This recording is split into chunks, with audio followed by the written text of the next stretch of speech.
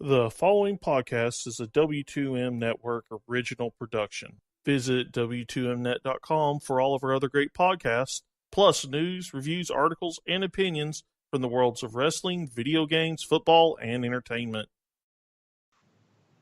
And we are live to tape on the W2M Network. Everybody, welcome into the Kickoff here on W2M Network. My name is Harry Broadhurst. I am your host. Joining me, as per usual, my co-host, Brandon Biskabing. Hey, guys. What's up? And Erik Watkins. Woo! Let me get 2 claps and a Ric Flair. Sorry. When I think football and I think woo, that's what comes to my mind. Stephen Earp is unfortunately not able to join us this week. We hope to have him back next week. We'll see what happens. I make no promise. Que sera, sera. Also, the man on the ones and twos, and who will probably be chiming in here and there as he deems necessary, Sean Garmer. Real quick, let's get the plugs out of the way.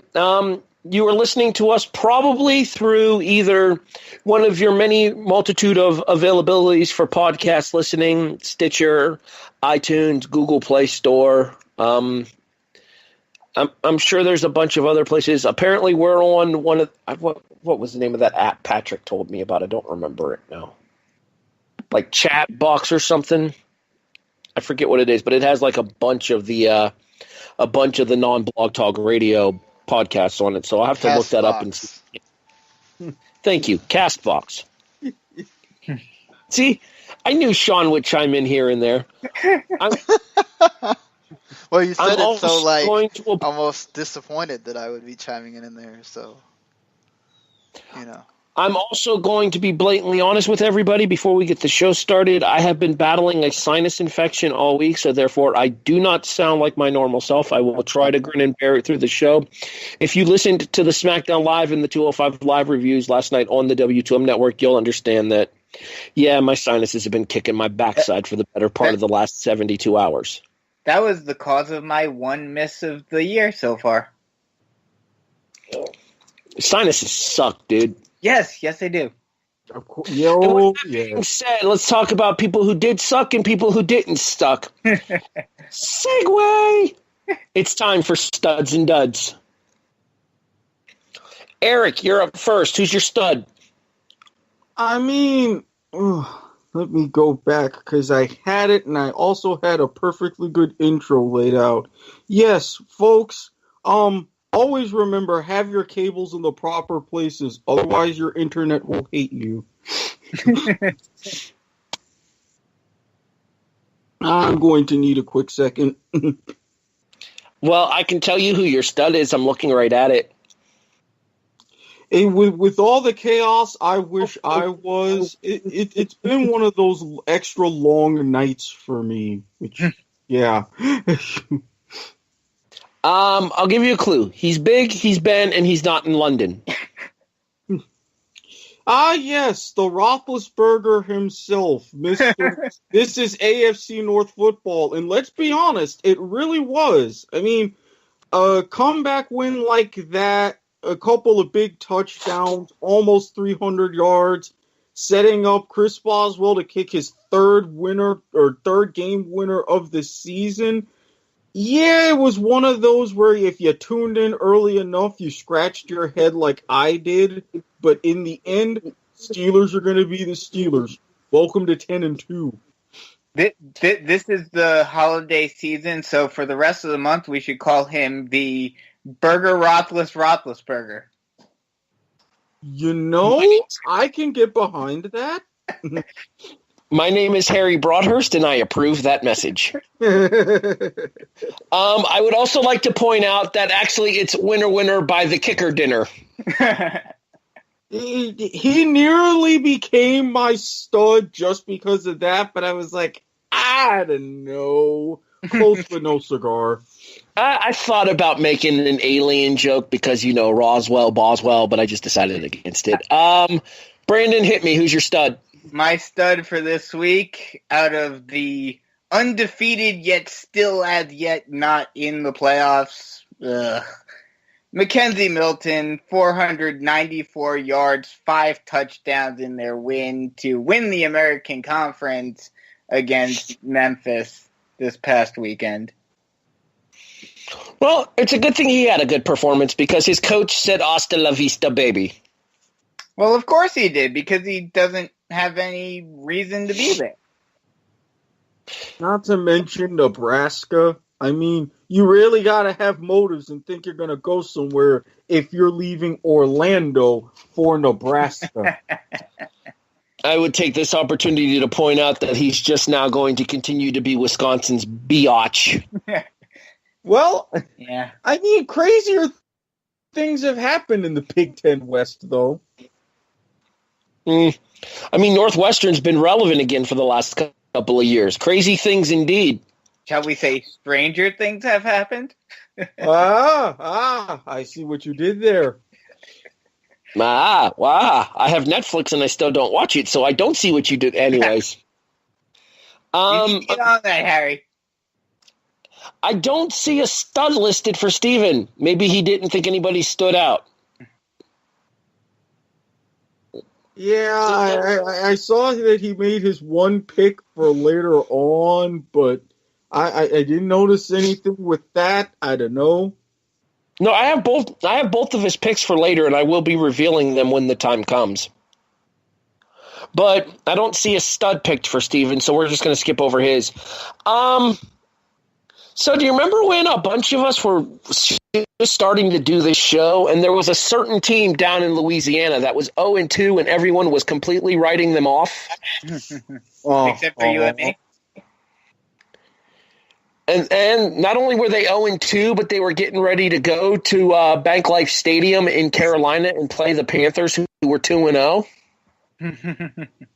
Yeah, that. I had to eat a little crow on that one. That team is now 9-3, and the ageless wonder that is Drew Brees has once again made himself an MVP candidate as he has led the Saints to the top of the NFC South. My stud for the week is Drew Brees. Drew Brees agrees. Yes. All right, let's look at duds for the week, shall we? For the record, I mean, I guess I can just go ahead and say it here. Erik, Homer. Yeah.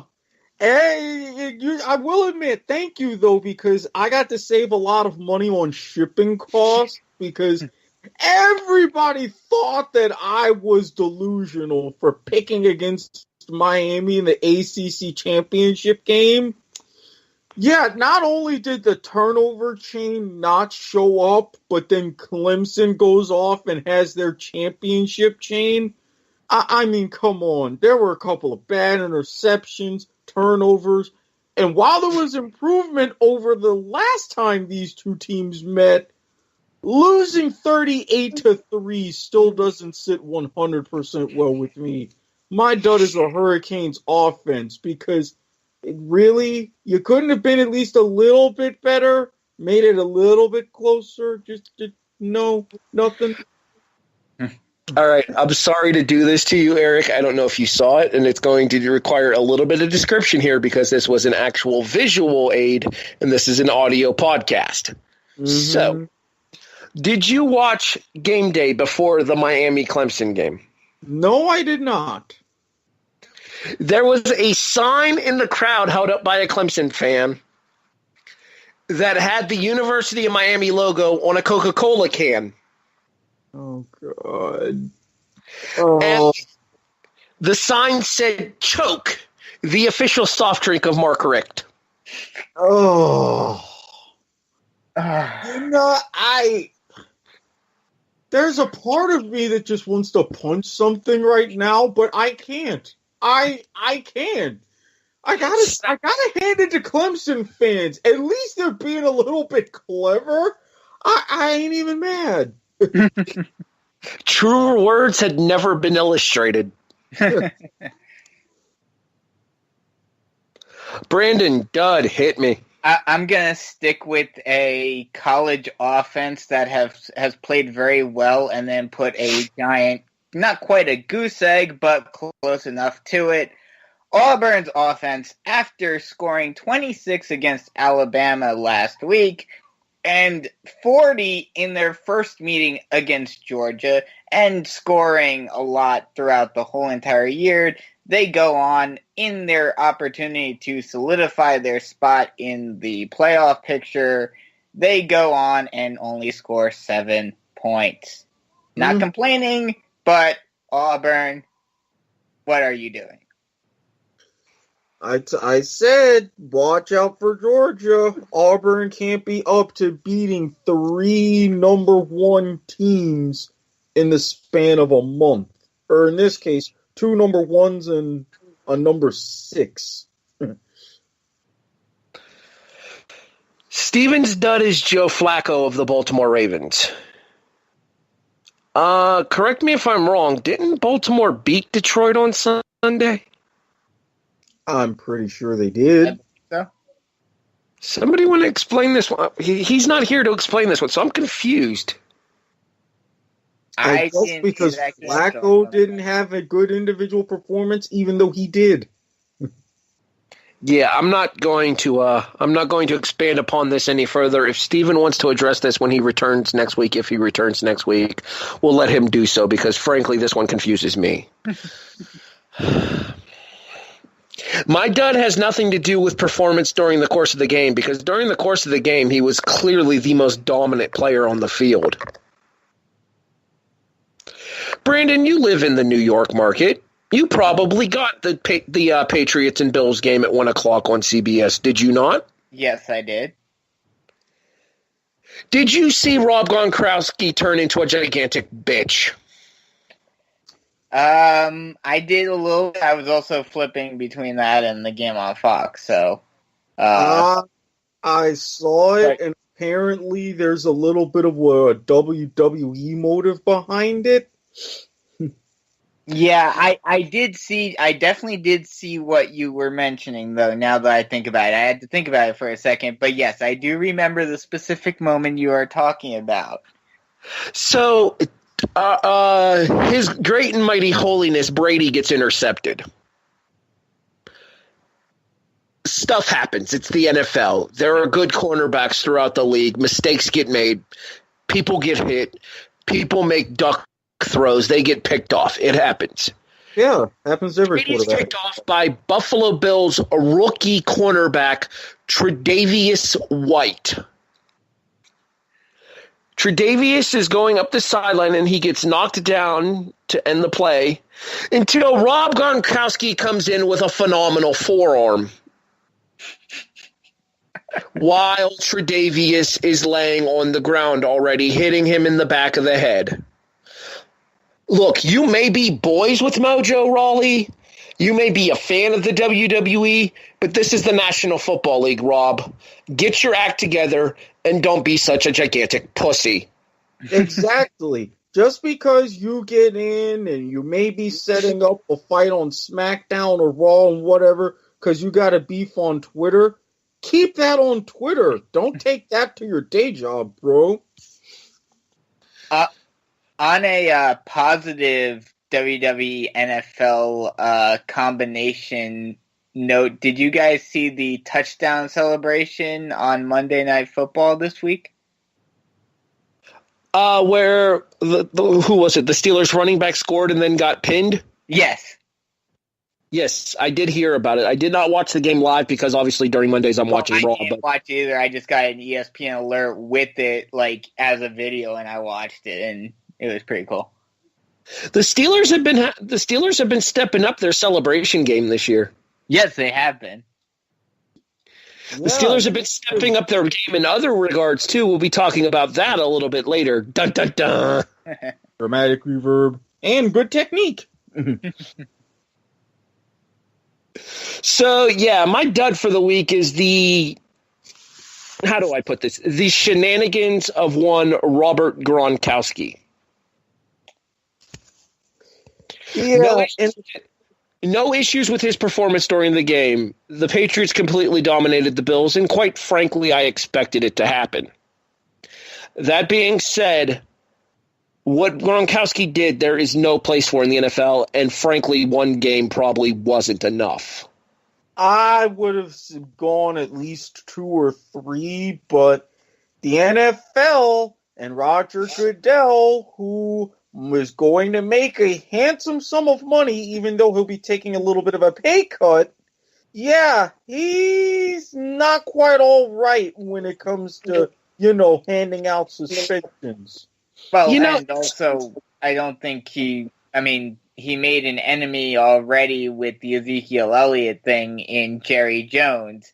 And him and Robert Kraft aren't exactly on the best of terms because of the whole Tom Brady debacle last year or a couple of years ago. It's a pay cut. It's funny that you guys mentioned the whole Roger Goodell extension thing because that happened. Segue. Roger Goodell signed a 5-year extension to continue as the commissioner of the NFL and continue to do the absolute impossible, make Bud Selig look competent. Oh, dear. Oh, no. We don't mention that name. No. I've said this before on this podcast, Eric. I will say it again. Paul Tagliabue, he isn't. No. Yeah, I definitely agree with that. What the hell?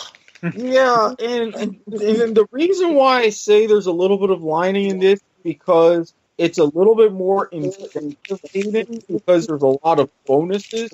And even if he hits all of the marks to get those bonuses, he's only going, quote unquote, going to make $200 million, which that averages topping out at $40 million a year. He was making closer to 45 on his last deal. Okay, to be fair, the last time we saw somebody that incompetent able to make that much money at once, he ended up in the White House. Oh, dear God, don't remind me. Yeah. I'm just saying. All right. Before we continue to talk about the folly that is Roger Goodell, let's move on to other stuff for so that happened. And let's talk about Marcus Peters, shall we? Yes, let's. Marcus Peters does his best tryout for the Olympics in the shot put competition, except he uses a referee's penalty flag to do it. Did they... I know they were talking about it on the broadcast when it happened. Was the fan actually able to keep the flag? You know what? I don't know, and now I really want to find out. So I'm curious because he's holding up the flag, taking selfies and pictures, all that. He's like, "Yeah, I'm the man." How much are those flags? I wouldn't think they would be that much. Out of curiosity here, and we found out the answer when the referee doesn't have his flag. You know what he has to throw? His hat. His hat. The throwing of the hat is twofold. It marks when a receiver was out of bounds and then comes back in. That helps for illegal touching. And it is secondary when a referee is out of flags. He does throw his hat. But yeah, that was one of the most boneheaded moves I've seen in a game in a long time. Yeah, I get frustration, but come on. Well, this is what happens when you're 5-0 and now you're losing to the Jets and down to 500. Yeah. Did the fan get to keep, I'm Googling on air, flag thrown by Marcus? This is exhilarating radio. You know, if you'd have let me know, I could have just Googled it while we were talking. Yeah. But, I mean, I remember that game switched after the Patriots and Bills game ended. And it was Or was that one on CBS or Fox? I forget. CBS. Okay, Yeah, so yes, it was after CBS. the Patriots-Bills game. And seeing that moment was just like the first flag came in and I was like, okay, pass interference, whatever. And then he chucks it, you're like, are you how stupid do you have to be to give your team another? And I feel like they were still at least somewhat in it at that point, weren't they?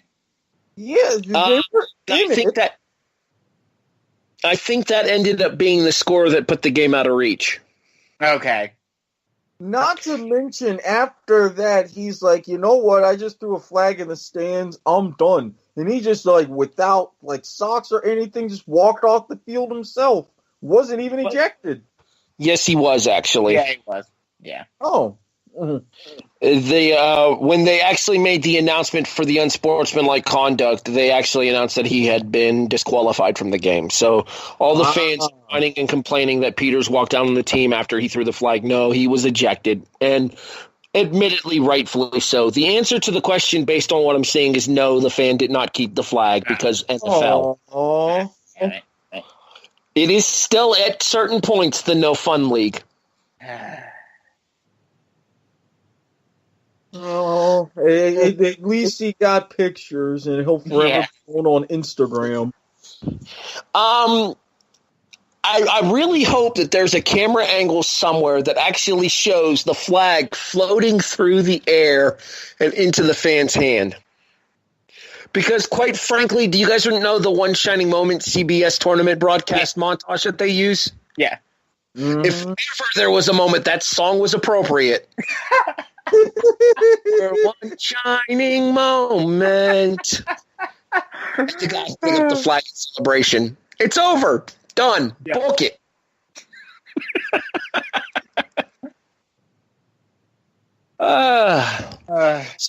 So let's talk about the wheels on the bus going round and round, except that bus is actually a carousel. Okay. So, Central Florida's coach left. Florida State's coach left and decided to go to the SEC because that makes sense. Let's go to a program with less talent where you're expected to win just as much. But make more money. I hate Florida State. I hate everything they stand for. You will never hear me say a positive word about them. Hey, hello. You're not alone in that regard.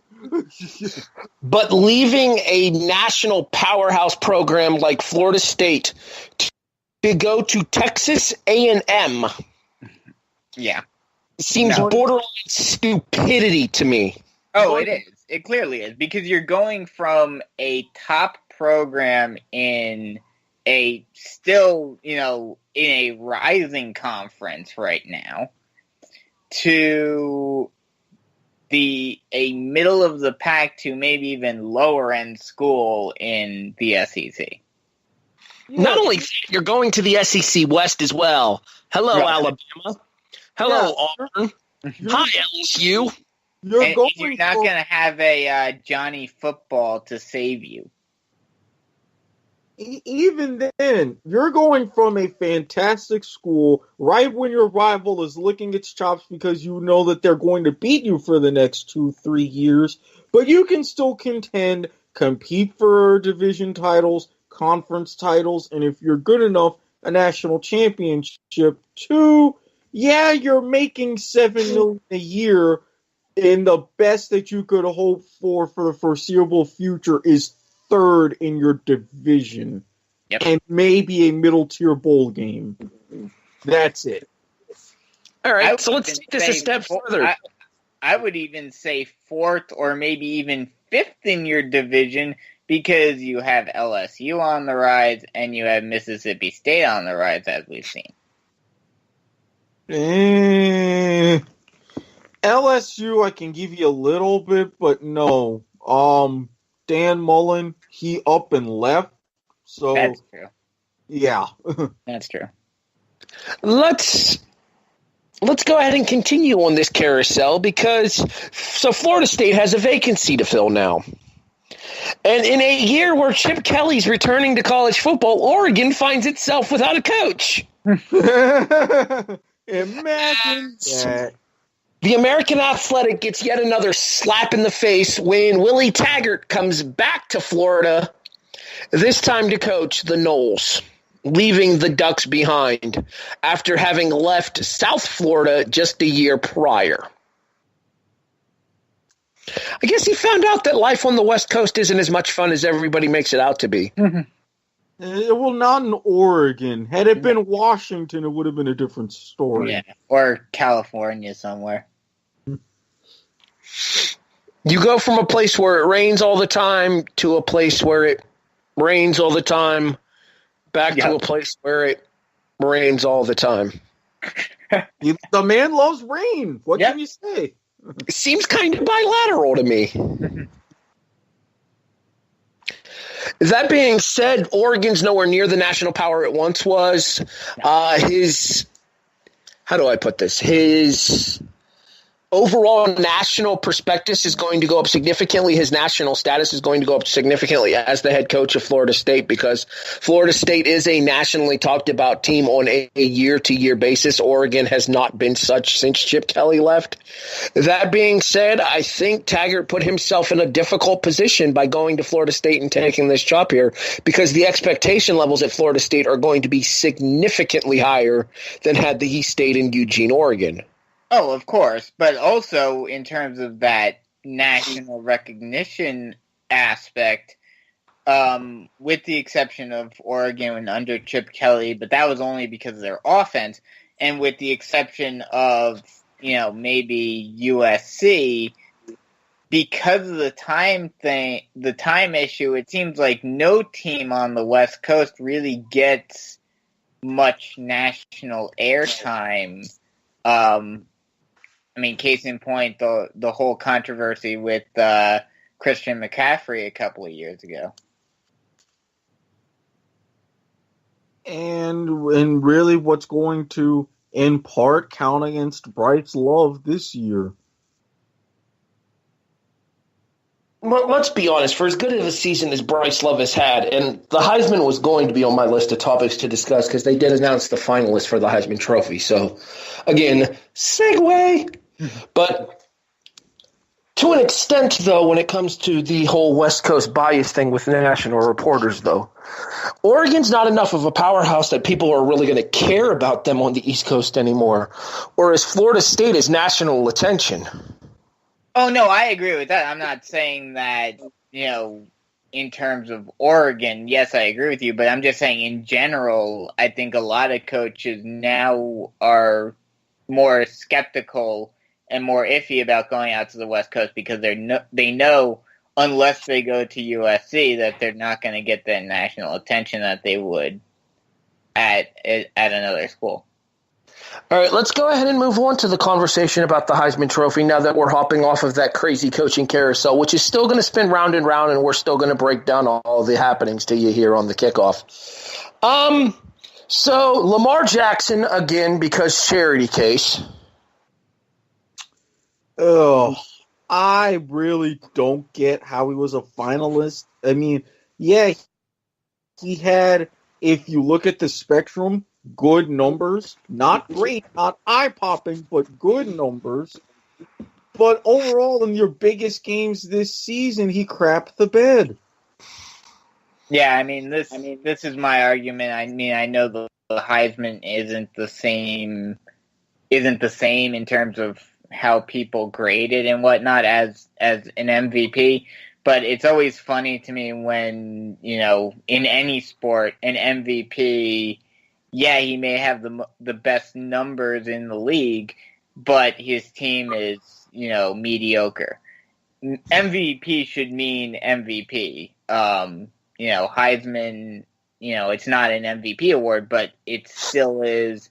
You still should not be getting it if your team is mediocre. And Louisville this year was beyond mediocre. I don't even know what their record was this year. 8-4.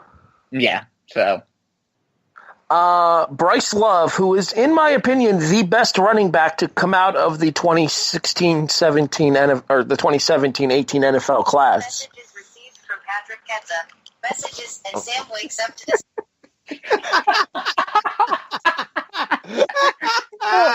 Done, Harry. It's his own damn fault. I told him not to message me. Right now I'm doing the football podcast. Anyways, now that my phone has been muted because Patrick doesn't know when to stop texting me, Bryce Love, as I was saying, in my opinion, is definitely the class of the 2017-2018 NFL draft class. But that being said, though, I don't think Bryce was able to live up to his full potential because he was nursing an ankle injury for most of the year.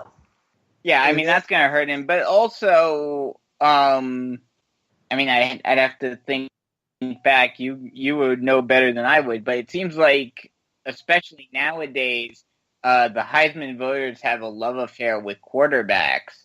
I can't remember the last running back that won the Heisman. So it's not going to be – it's going to be a lot harder for him to get votes than it was for – than it would be for a quarterback.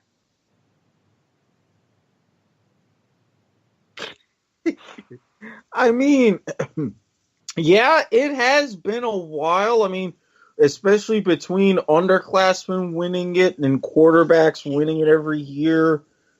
Jeez, I have to dig back real deep to see the last running back. Was it, I don't think it was even Derrick Henry. Might have been Richardson, one of the recent Alabama running backs. But, I mean, between that and, as you pointed out, Brandon, the ankle injury, which was really, really apparent in the Big 12 Pac-12 championship game against USC, how he would come in, gut out for a good couple of plays, and then as he got towards the third and fourth quarter, went off the field limping. To me, I think that was a very gutty performance and worthy of it, but a lot of voters aren't going to see it that way. And another thing, like I mentioned before, is he's going to have that Pac-12 issue where not as many voters are seeing him all the time. So you don't have that constant recognition that other conferences and other schools get. The bigger question moving forward is how is that ankle injury and the fact that he seemed to hurt it in the conference championship game, and we'll see how he does in their bowl game if he even plays, but how is that going to affect his draft stock? The answer to your question is Derrick Henry. Okay. I figured it was one of the Alabama running backs. And then before him was another Alabama running back, Mark Ingram. They are the last two non-quarterbacks to win the Heisman Trophy. There was also a non-quarterback in 2005, but that trophy doesn't exist anymore. Yes. And then obviously the man I saved for last intentionally here as we wrap up, so that happened with the Heisman Trophy discussion, is the Oklahoma quarterback Baker Mayfield.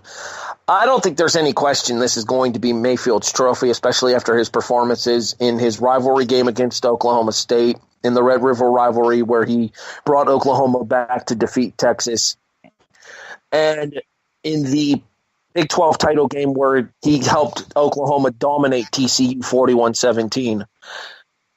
Yeah, question raised in regards to Mayfield here. Is it possible that there are going to be people that won't vote for Mayfield based on the on-the-field antics that Mayfield has created during the course of this season? Specifically, the yelling of the expletives and the motioning towards his genital region, yelling "suck it" at the Kansas Jayhawks. I mean, between that and what he supposedly did, throwing a football at TCU during pregame warmups, it's going to cost him a few votes, but I think if you look at it regionally and overall with some former Heisman Trophy winners who get their vote, it's not going to cost them too much. I mean, I've said previously, you look at your big game, which for him was against Ohio State, check. Rivalry game, Bedlam, check. Your last game, Big 12 championship, check. Check. Heisman's his. Yeah, I definitely have to agree with that. I mean, if this were a closer race, if this were another year where there were more legitimate contenders for the Heisman, then maybe those antics may affect him in the voting. But this year, with him being the clear-cut front runner, I think everyone can agree with that. And the fact that, they had a great start in the beginning of the season, beating Ohio State and everything. But then after losing to Iowa State, a lot of people, especially because it was the Big 12, and, technically they have a conference championship game now, but they're still looked at as the bottom of the Power 5, and with the chaos this year, a lot of people wrote them off after they lost to Iowa State as contenders for the college playoff, and now suddenly you're seeing them in it again, and he was a big factor to leading them back into it. So I think he's definitely gonna get it. He's the clear-cut favorite, and I don't think any of the off-the-field antics or anything are going to affect him. Now, moving forward into the NFL draft, that may affect his draft stock a little bit, but not a ton, I don't think. What do you think affects the Heisman Trophy hopeful more when it comes to their draft stock? Baker Mayfield's character or Bryce Love's ankle? That all depends upon how much Love does in the combine and in his workouts.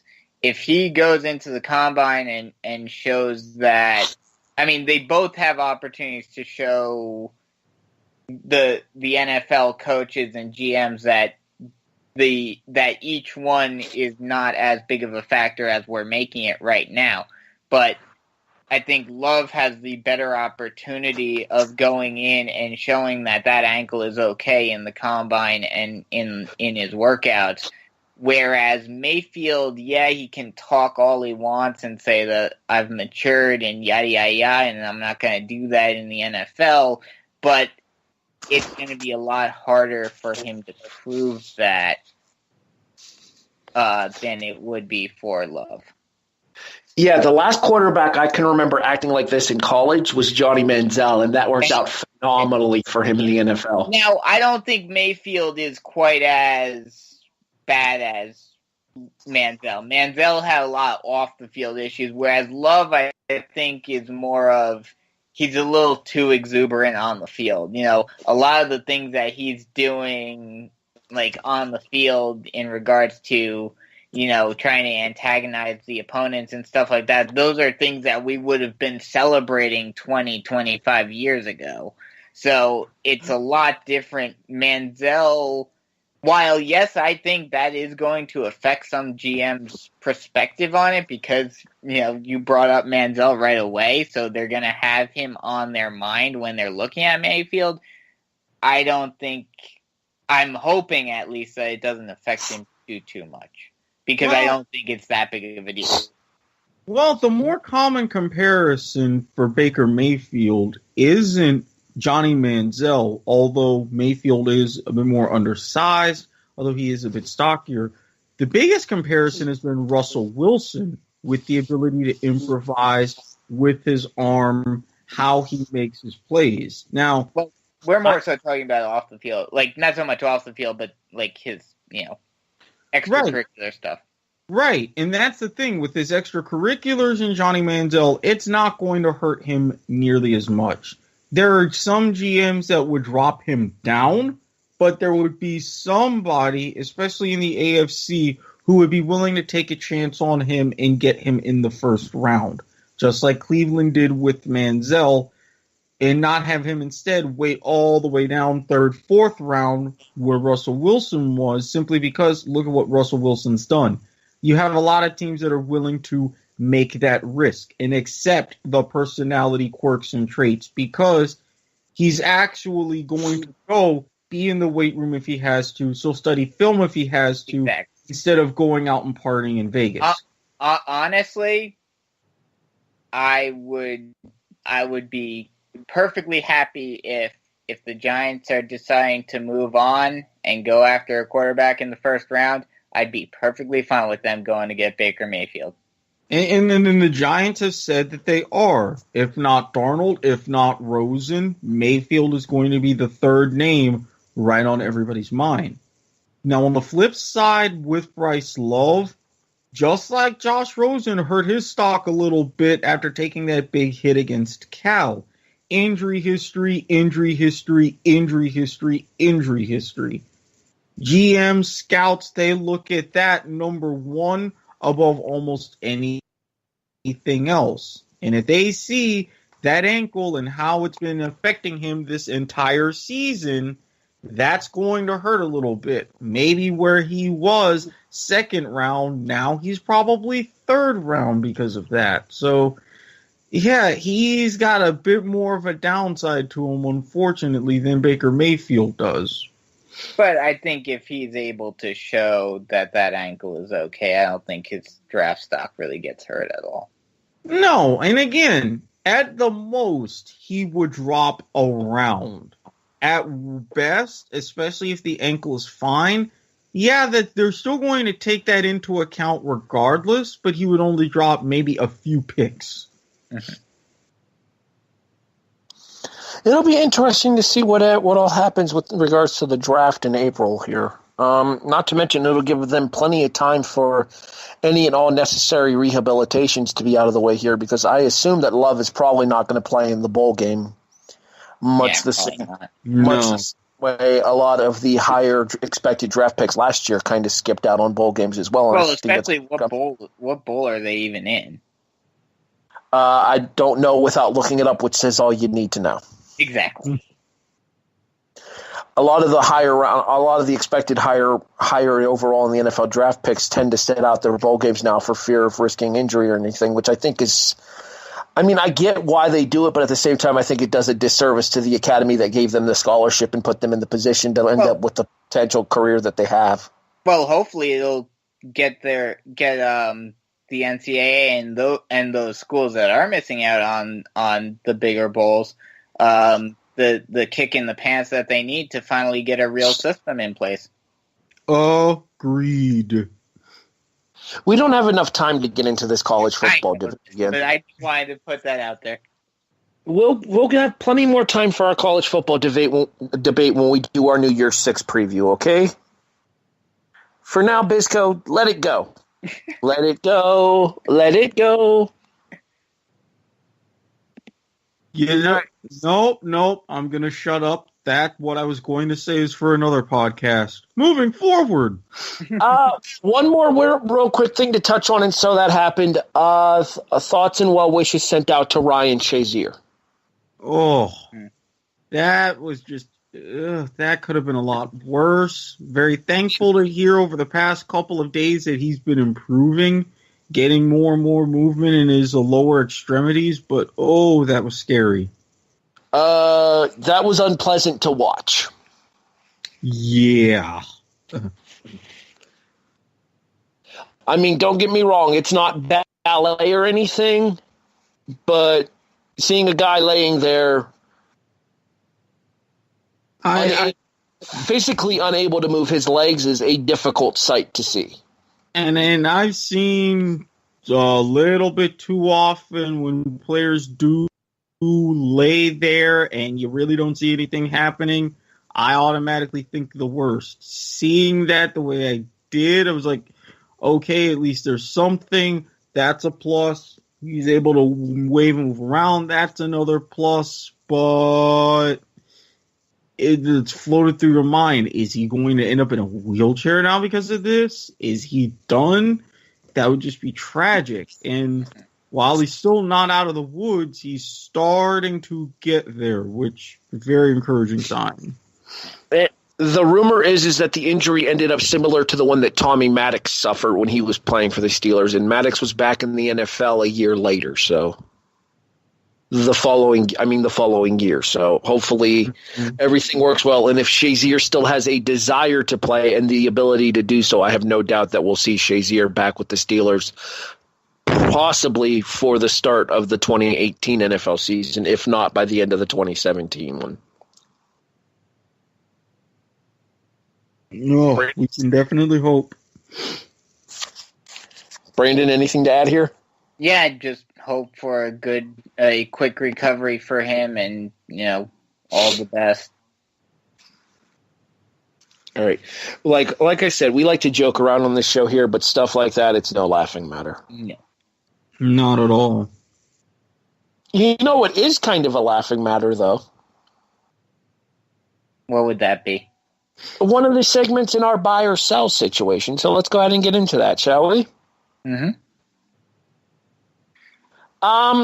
Brandon, I'm going to give you first pick here. Do you want NFL A, NFL B, or college football? Let's do NFL A.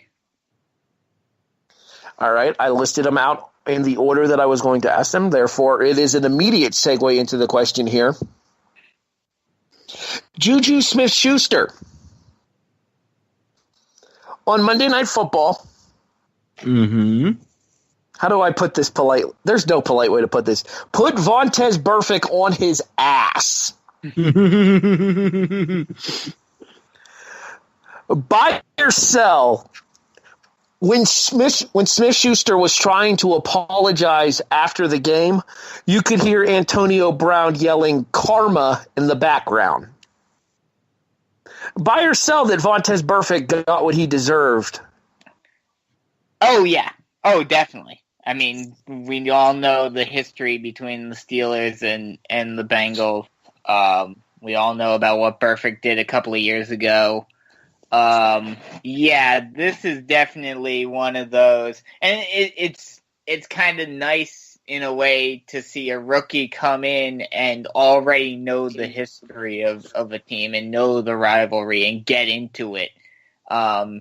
That's something that's kind of lacking in all sports nowadays, but especially the NFL.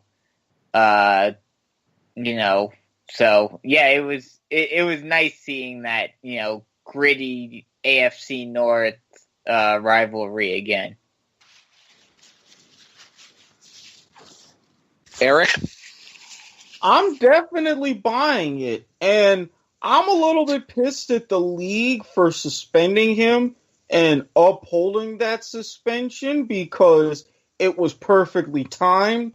Juju was stepping up, and if I'm either someone locally or someone with the team, I help out and I send a little bit of a fund together to make sure he gets his game check because hits like that, I love them. And Brandon, you said it best. For someone coming in as a rookie, the team already rallying around you with the situation with your bike, and you're helping them out further by not just making a timely play, because that was a very important block, but doing that to a guy like Vontez Burfict, I mean, stars align just perfectly for that. Oh, yeah. And the big news coming out of the NFL today, and I'm sure it is in regard, I think it is a rebuttal to what happened with Burfict. Apparently now the NFL is considering making targeting rules a la college in the NFL, and I think that would just be a disgrace to the game. We see what happens in college where there's a supposed targeting call and they review it and they eject the player and all of this. When you have to, now this one, probably was a targeting, but, for one, it's a rivalry game. You gotta let them play a little bit. You gotta let things go a little bit. And for two, a lot of times when it is these, supposed targeting calls, you need some sort of, physicist or someone who understands common sense in the booth looking at these plays, because a lot of times you look at them and where are they supposed to go to stop themselves? There's no time to stop yourself. At the speed and velocity that you're going, a lot of players, if they do make this rule, a lot of players are going to be ejected for nothing. Absolutely. And if you look at the balance of the game, the only hit that I really would have seen or considered as targeting is the one on Antonio Brown in the end zone, because that was helmet to helmet. But aside from that, I didn't see any of the problems with any of the hits. You have a rivalry that's dating back to 1970. You have quite a bit on the line with the Steelers, especially after what Tomlin said looking ahead to the Patriots. You've got people playing and coaching for their jobs in Cincinnati. So, yeah, you're going to get this AFC North football. That's why a lot of people tuned in. Mm-hmm.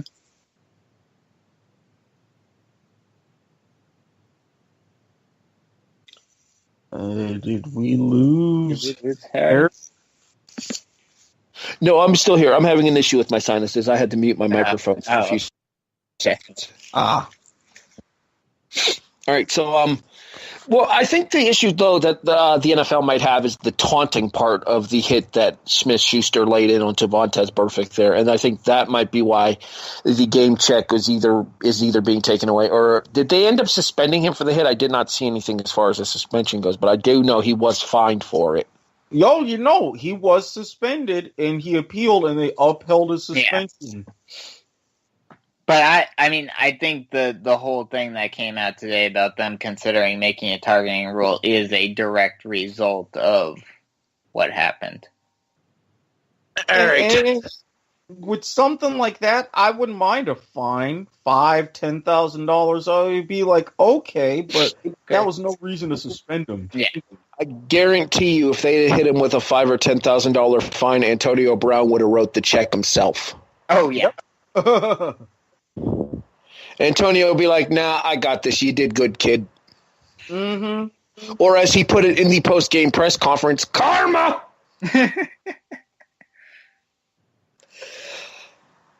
Erik,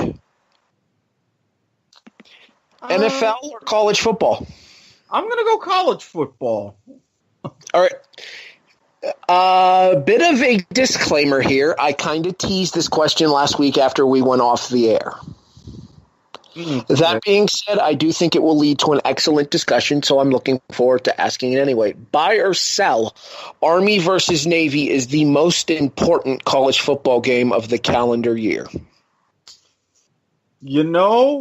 As much as I've still grown to like Army-Navy, as much as it started to, thanks to last year, become a rivalry again, and I really can't wait to see the sweet uniforms that both teams are going to be wearing on Saturday.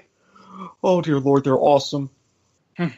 I got to sell. Between Army and Navy, they've lost quite a bit of their luster, especially since they've gone to respective conferences over the years, different conferences. Now, again, Army is an independent, but you haven't had really solid teams as far as national powers or any big implications. And I think with everything going on with the building of the mega conferences and now with the playoff, that attention has been taken away very significantly from Army-Navy. I'm a little bit saddened, especially now that Army won last year, looking to win again potentially this year. Teaser, but I don't see it as the level as some of these other big games anymore. Yeah,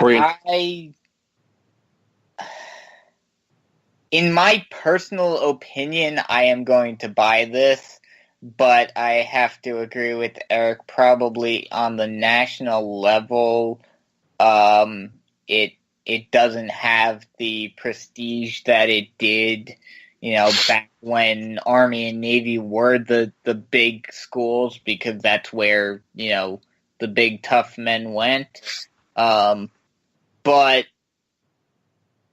yeah, I mean, this is the only game that really actually matters in college football. So, I'm going to buy it, but I know realistically it's not what it used to be. And I'm actually going to quickly add a little caveat to this. These two are not the only Army and Navy football teams that play each other every year. If you go and you look at the Collegiate Sprint Football League, which college football played among a handful of schools, they actually just increased their weight limit. It was 172 pounds. Now it's 178. That Army-Navy game played between them every year, their star game, that carries a lot more weight, especially because those two teams have been so dominant in sprint football, that game often decides a league title. And now that they have that to where they have a championship game in that league, those two teams will be meeting, I'm sure, over the next few years to decide that league title. That's really where the importance lies. Now, if Army were having a good season, even as an independent, knocking on the door of a New Year's Six Bowl or something big, or like when Navy comes in the game as conference champions or conference runners-up, then it carries a little bit more prestige. But the way things are now, I'm sorry, but that prestige has gone away. See, but that's why I'm buying is because I know now, especially with how with the playoffs and everything, they're trying to make college football more competitive. But Army-Navy is what I think of when I think of college football. There wasn't a national champion. There were just the bowls. There were just games. And Army-Navy is still that epitome of what college, like I said before, college football needs to make up its mind. Either go back to that system of, just having games or make a full tournament. And I completely agree. And I think even in either of those systems, Army-Navy would vault right back to near the top. Exactly.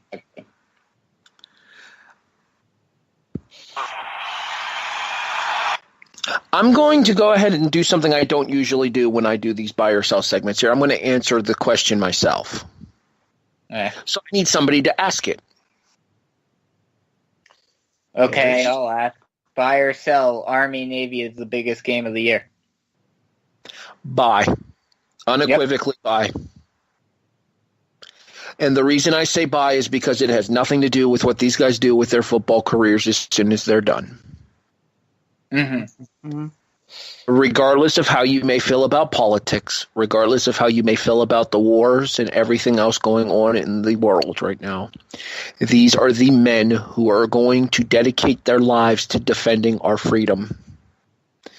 And if they want to have one Saturday a year where they beat the snot out of each other on a football field and then come together to sing both of their alma maters, then I will watch that game every single Saturday it is played for the rest of my life. And especially nowadays, even on a football level, it's just a fun game to watch because they both run the option. That's one of the biggest things. I'm like, you don't see this really hardly ever outside of like 3 or 4 other schools. Outside of Georgia Tech. Yeah, and I'm like, hey, I've been tuning in especially closely now the past couple of years between the uniforms, between the style of play. I have myself now drawn into Army-Navy more than I really ever have in my life. Yeah. I'm definitely, I'll be at work, but I have a TV in there and I'll definitely be turning it on. Yeah. This is the one college football game that even when I was getting into college football when I was a kid, and this is I knew I was a Gators fan from a young age. But this was the one college football game that it didn't matter what I had been doing the week before or what I was going to be doing the week after. Army-Navy Saturday, I'm sitting in front of the TV and watching Army versus Navy. And especially the better environment because the weather's been colder. I think there was snow last year. I'm hoping for a little bit more of that again on Saturday. Yeah. All right. Final question time. You guys ready? Yep. Ready? And with the final question, we head to the National Football League. Buy or sell? With Aaron Rodgers' pending return, Brett Hundley has done enough to keep the Green Bay Packers in the wild card race in the NFC. Hold on. You answer it first. I'm just pulling up the standings real. Well, I got it right here. So let's see. I'm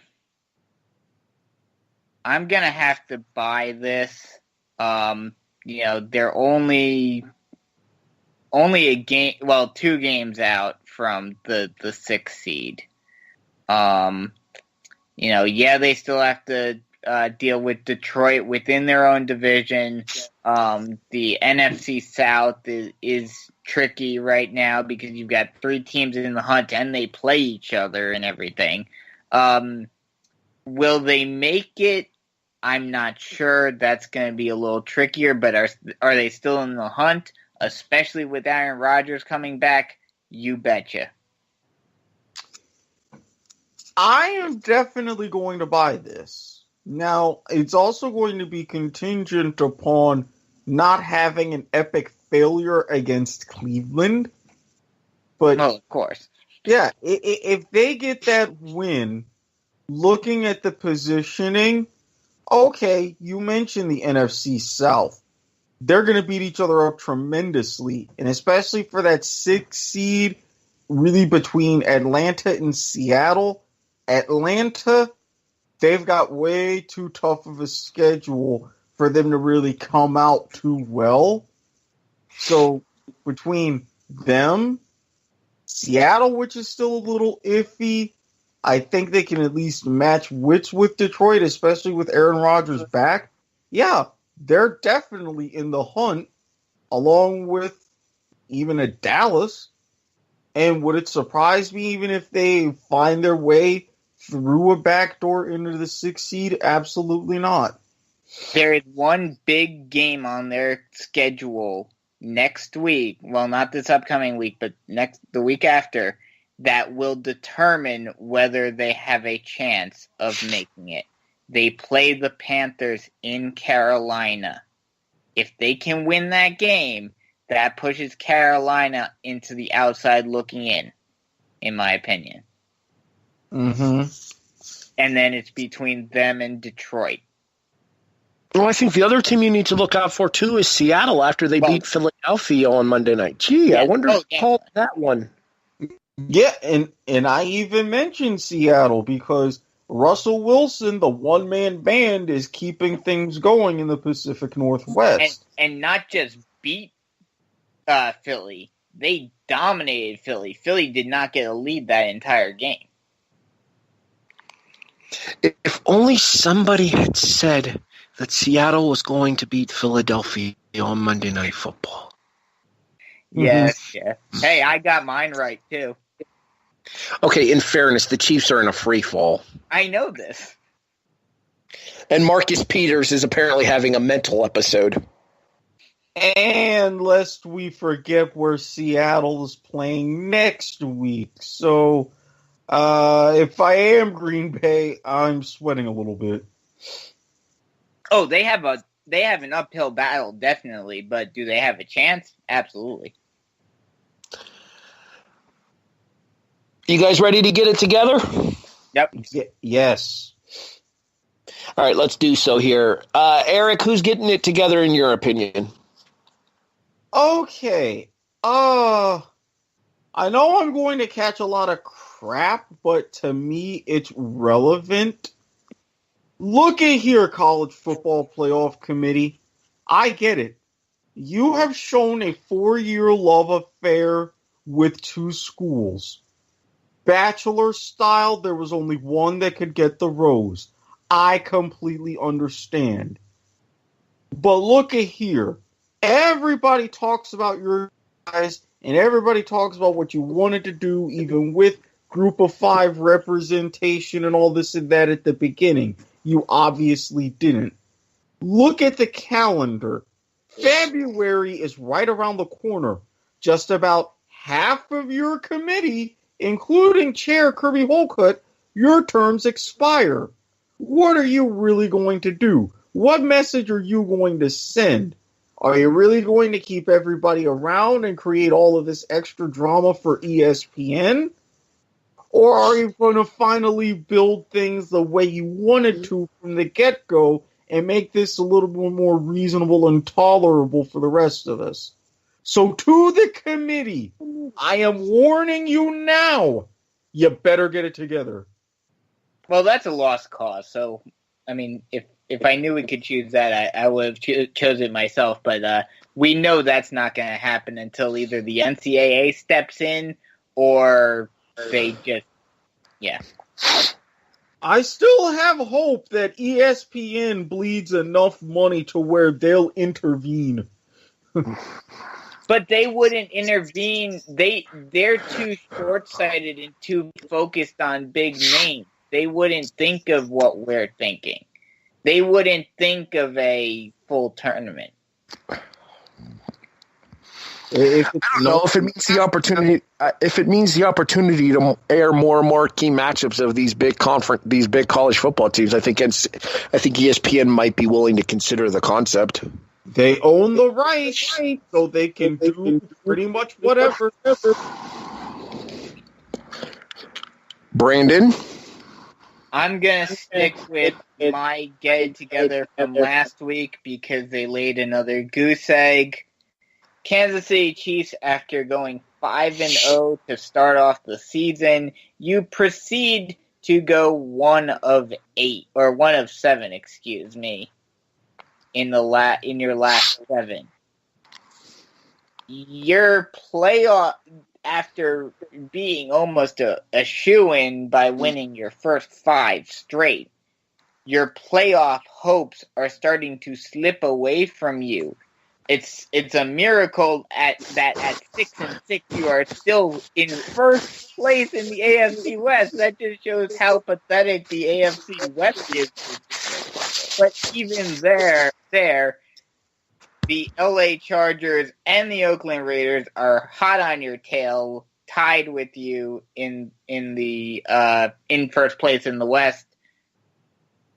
If you want to keep your playoff hopes alive, you got to get it together and get it together now.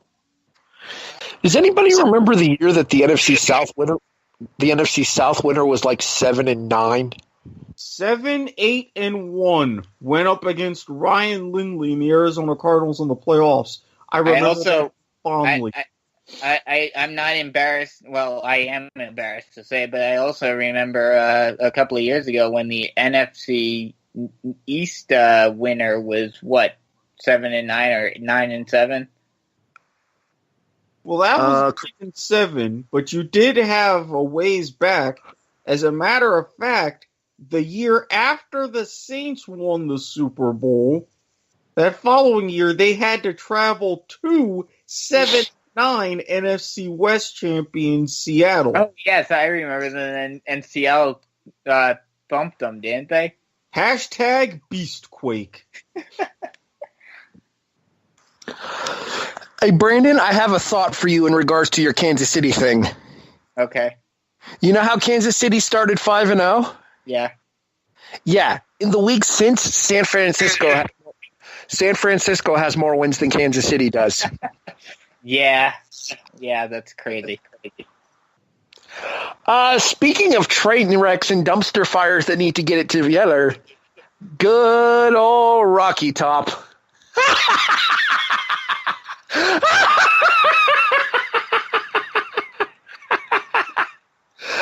Tennessee, you never cease to give me amusement.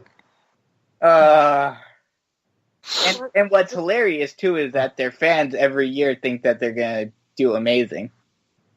But they finally might have gotten a coach now, maybe. Hold on, do not steal my thunder, Watkins. Jesus. Anywho, let's first talk about the 6 coaches that they didn't get, which led to their athletic director getting fired, even though he should have been fired for being a dumbass in the first place. True. Let's second of all talk about the fact that their fan base didn't want Greg Schiano as their head coach, even though it has since been proven that Schiano had nothing to do with the Jerry Sandusky thing in Penn State University. But even without that, I think Erik can agree with me on this, that Jerry Schiano is not exactly all that great of a head football coach. I disagree. I think Greg Schiano was an excellent football coach at Rutgers. Yeah, he was. I admit he was okay at Rutgers, turning them around to what they did. Just for the love of God, keep him away from the NFL. Well, not to mention, too, I think Brandon has a built-in bias when it comes to Rutgers. I do. I'll admit that. But even then, he was decent, but, you know. And now, as Erik tried to steal my thunder in mentioning, it appears that Tennessee has finally decided on a new head football coach. His name is Jeremy Pruitt. He is the current defensive coordinator of the Alabama Crimson Tide. I guess they figure Kirby Smart worked out for Georgia, so why not? Oh, that wasn't even the name that I thought they were thinking of. So, wow. Okay, then. Okay, now I'm curious. What name did you hear? T. Martin. No, I heard T. Martin as offensive coordinator. Okay. It's okay. It's cool. Florida had fun making T. Martin our big. Enjoy doing it again. Tennessee. I know the segment is called this, but for the love of God, don't get it together. You're far too entertaining this way. Tennessee is to college what I don't know what's a better comparison. The Jets or the Browns are to the NFL. Cleveland. I believe it was. I remember seeing the joke on Twitter. We now go live to the University of Tennessee Athletics Department, and it's just a gigantic dumpster fire picture. Yeah, I saw that. As I said, I know the segment is called "Get It Together," but for the love of God, Tennessee, please don't. Please never do. You're too funny. Exactly. And yeah, I'm still a little bit bitter because Tennessee has cost the U a couple of national championships. This is what they deserve. All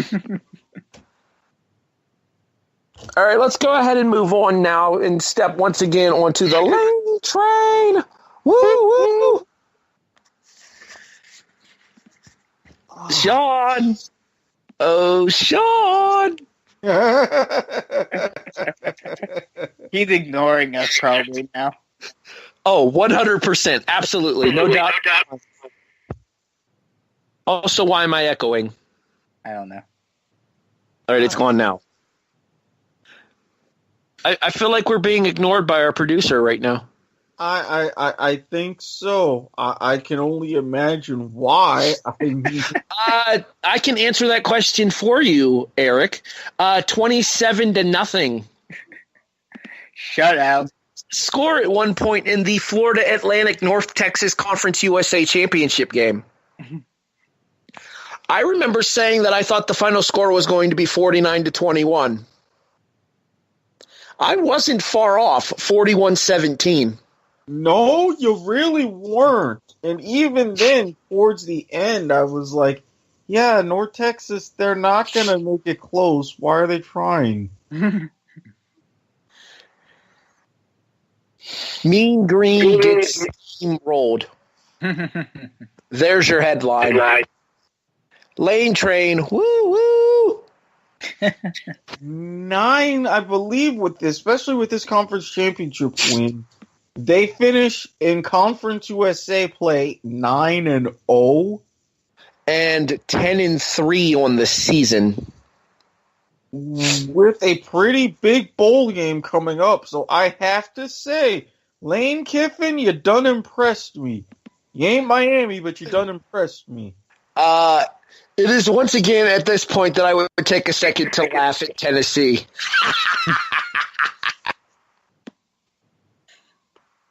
And with that, the Lane train has reached its destination. Guys, I got one last question for you before we get out of here. You ready? Yep, ready. Are you serious? All right, so due to the fact that there is one college football game this week, unless you count the Division III semifinals or the FCS playoff games, which we don't, there is only one game of relevance in college football this weekend. Therefore, our prediction for college football this week will be our prediction for the Army-Navy game. Steven sent me his picks, and he is picking Navy on Saturday. Erik, who you got? Hashtag go Army, hashtag beat Navy. The Black Knights ended the midship streak last year. I think this year they get to keep a streak of their own going. I got Army in this one. Bisco. My hashtag, I'll stick with the hashtag theme. Hashtag anchors away. Navy gets their revenge this year. Erik? You already gave ours. No, Erik? For the NFL pick? No. It's my turn. Oh, who you got? Hashtag go Navy, hashtag beat Army. Okay. The 3-1. You ride alone with your prediction of the Black Knights. Hey, I rode along with my prediction last week, and how did that turn out? Okay, This island looks awesome right now. Yes, because your team played so well for it. Hey, I was realistic. Thank you very much. Yes, but To be fair to Erik, I think Army does have the better record this year. Yeah, they do. they do 8-3 to 6-5. Not to mention, I've seen the way that Navy's playing, and I'm trusting Army's option and their offense a little bit better than I am with Navy right now. Yeah, but let's also not forget something else that's very important here, too. It's more than just pride on the line this time. The Commander-in-Chief trophy is on the line in this game since both teams have beaten Air Force this year. Ooh. And that is something that Navy does not like to lose. Oh, they better be prepared. That's all I'm saying. Like Brandon said, I'm rolling with Navy in this one. All right, Brandon, NFL time. You serious? First off, let me say, thank God the McAdoo-doo is gone. Although, Okay, I'm going to disagree with you because, quite frankly, I am pissed off that stepped in McAdoo-doo is not going to be a thing.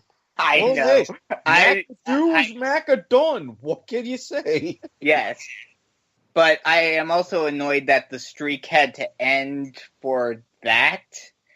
But with that being said, with a new head coach, with a new GM coming in eventually, the team is going to want to rally around this new leadership.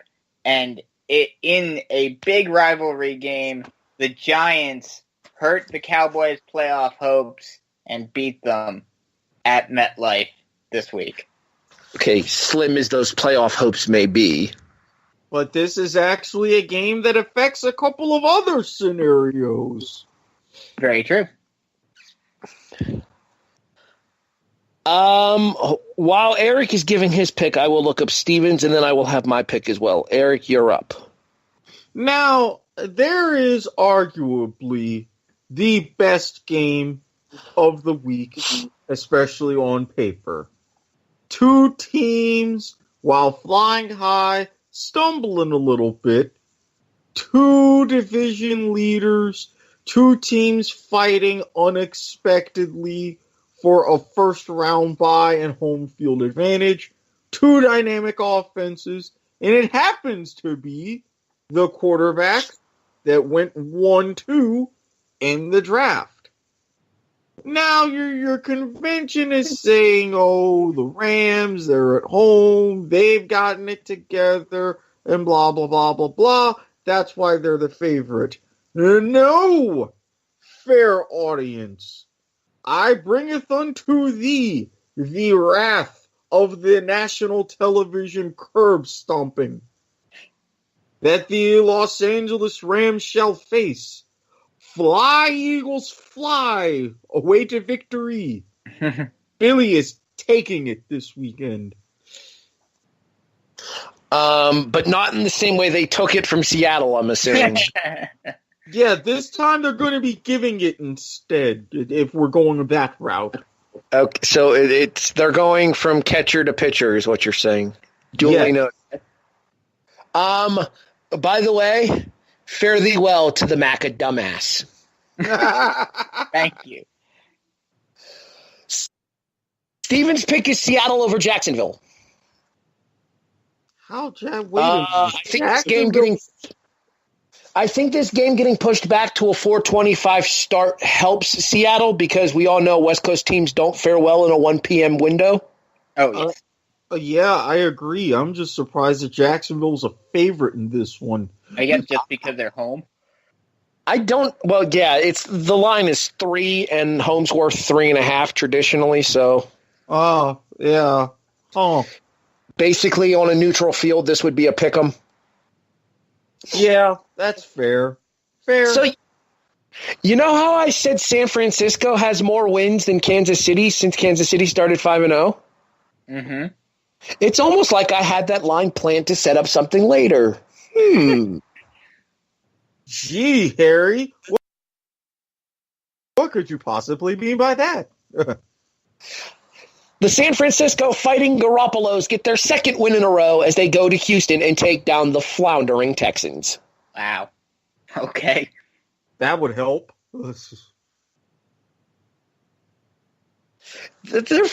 Isn't Houston like 4-8 now? Oh. 5-7 at best. I want to say 5-7. Houston is 4-8. Yes. Oh, wow. Yeah. No wonder everybody talks so much crap about two AFC South teams making the playoffs. Now I see why. It's between Tennessee and Jacksonville in the AFC South. And odds are whichever team doesn't win the division is getting a wild card at this point. Yeah, it's between basically 3 or 5. More or less. Battle between like 5 teams for the 2 wild card spots. Whoever doesn't win between Jacksonville and Tennessee, Baltimore, Buffalo, Oakland, and Kansas City.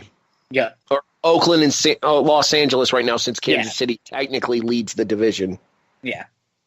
But yeah, it's all 5 teams in that 7-5/6-6 window for the 6th spot. Yeah. Anywho, so yeah, that's going to be my pick here. I'm going to pick San Francisco in the Fighting Garoppolos.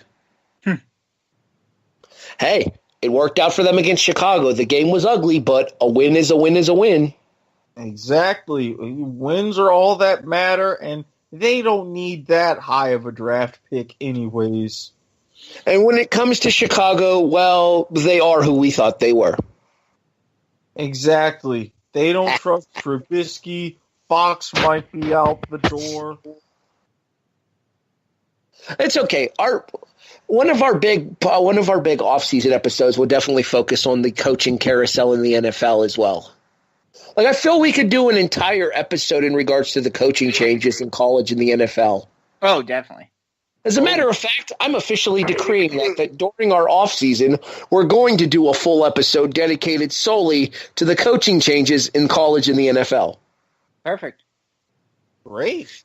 It'll give us something to discuss and an opportunity to have because let's be honest here, and we've kind of talked about this behind the scenes here. We've not officially announced anything in this regard, but we will make it official here. The kickoff is not going to be a weekly broadcast during the football offseason. There is no reason for that to happen. We will appear sporadically, specifically when major events happen, and then we will be right back at you at the start around the time of the Hall of Fame game, with a weekly commentary once again. But in the downtime, we will find topics to talk about, and we will do so probably on around a bi-weekly basis. We'll obviously hit the NFL. Especially doing one for the draft and everything. We'll definitely hit the week before and the week after the draft. One to preview the draft, one to break down how we thought our teams and as well as the other teams did in regards to the biggest winners and losers.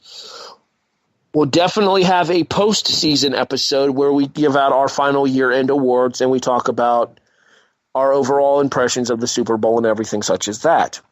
We will definitely do an episode at the beginning of next year, much the same way how we launched the kickoff this year with our predictions as well.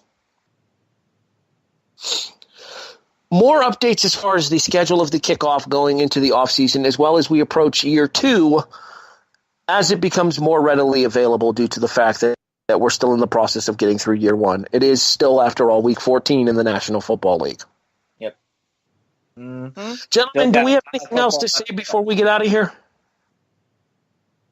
Oh, it's that time of year. If you're getting hit by the cold front, stay warm. If you're around the fires, stay safe. Everybody else, enjoy your upcoming weekend of football. And by the way, as long as either Mount Union and or Wisconsin Whitewater are in the playoffs, D3 matters, at least to me. I will have you know that Wisconsin Whitewater didn't make the playoffs in D3 this year. I know. Believe me, I was startled and confused.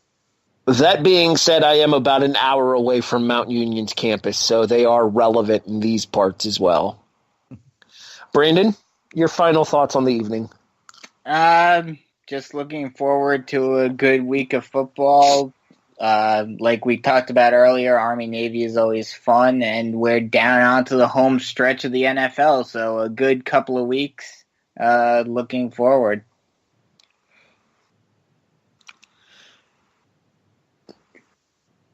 Buffalo, it's simple. Miami twice. New England once more, this time in Foxborough, and hopefully in a game where it won't matter for New England. Probably not. Get it done, Buffalo. We are in the clearly... New England will probably still be fighting for that number 1 seed at that point.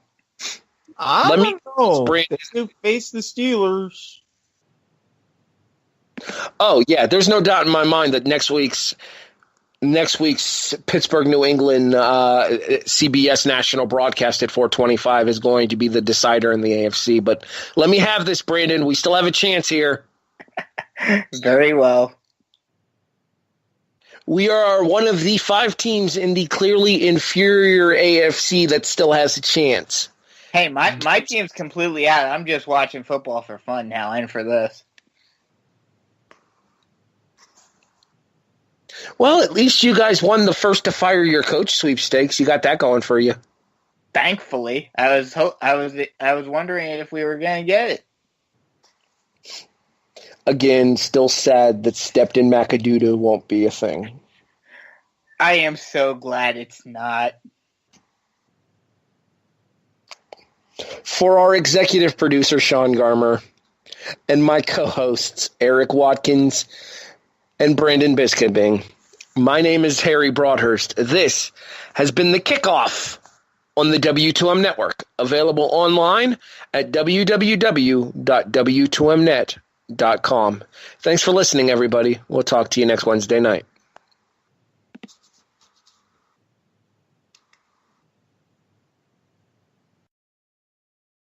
The following podcast is a W2M Network original production. Visit W2Mnet.com for all of our other great podcasts, plus news, reviews, articles, and opinions from the worlds of wrestling, video games, football, and entertainment.